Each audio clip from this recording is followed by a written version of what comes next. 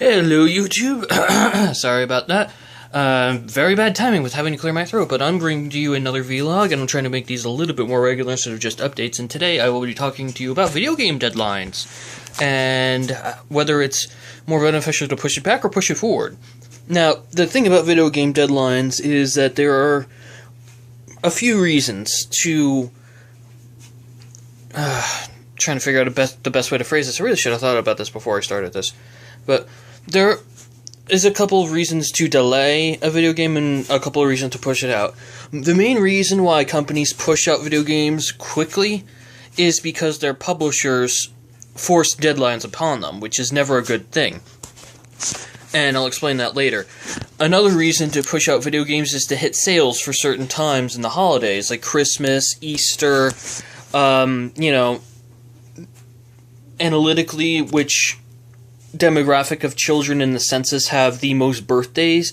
Like, for example, a lot of times video game companies will take a look at public censuses to see when people's birthdays are, and using computers they will detect the amount of males and females, but mostly males since that's more people who buy the video games nowadays.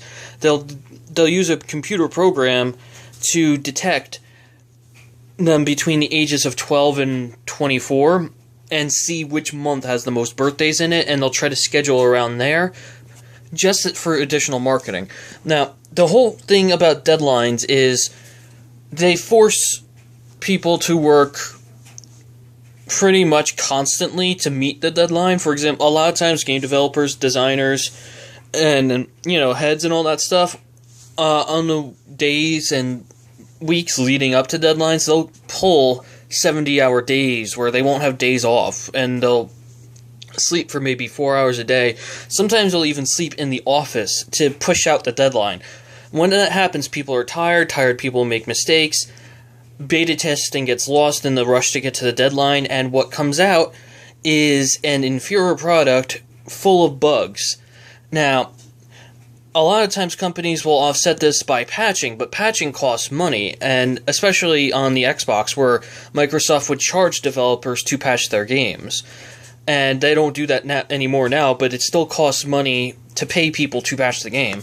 Now, if you delay the game, you miss out on holidays, you miss out on the demographically good areas to sell games, but the game that you sell is inherently a much better product, much more stable, much less need of patching.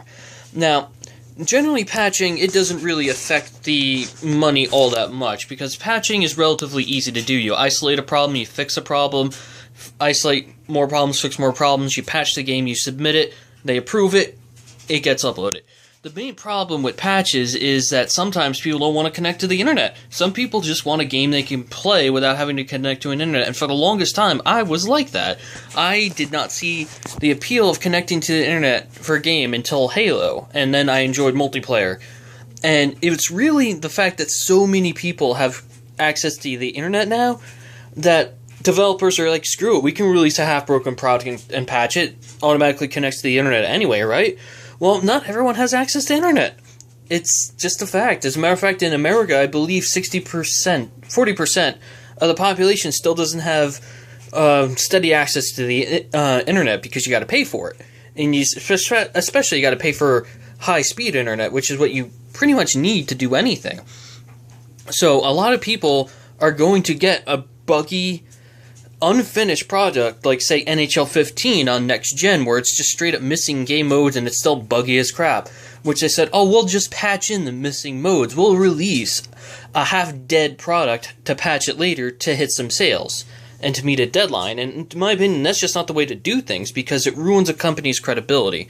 Now, meanwhile, I just saw earlier that the game Bloodborne, which is essentially another Dark Souls developed by the same people, has been delayed by a month, and I think that's a good thing.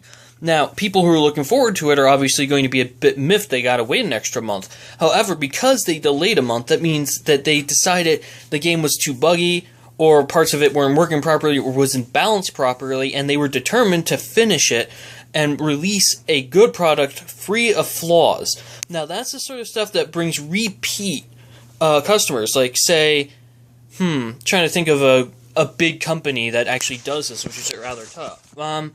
Rockstar Games. Usually, except for the bugginess on GTA 5's launch with multiplayer because of overloaded servers, I don't think they've yet to release a game that has been buggy to the point where people have been irritated about it. They've obviously done patches, but a lot of times with GTA 5, a lot of patches bring in new stuff. Like, they'll fix stuff that's wrong with the game, but they'll put in more stuff. Now, that's the mark of a good company, and it's why I love Rockstar Games. Not only that, but they really try to get involved with their community. They're really open to what the average fan says. And that it increases the company's reputation and makes them more likely for people to buy stuff from them, even if it has to be delayed by a month or 2 months. Which is why people are still annoyed about there being no online heists in GTA 5, but are dealing with it. Now, you take a game like, as I said, NHL 15. Now, for current generation, like, not next gen, but like Xbox 360 and PS3, it's a carbon copy of NHL 14 with new rosters, basically. But it works. It has all the old game modes in it, and it's still got some of the bugs, but it's at least a complete, finished product that's admittedly buggy. Now, NHL 15 for next gen is missing some really key game modes. Like, for example, Be a Pro took a step backward because you can't sim to your next shift anymore on the ice. Live the Life is just gone, which was Be a Pro with more interactivity.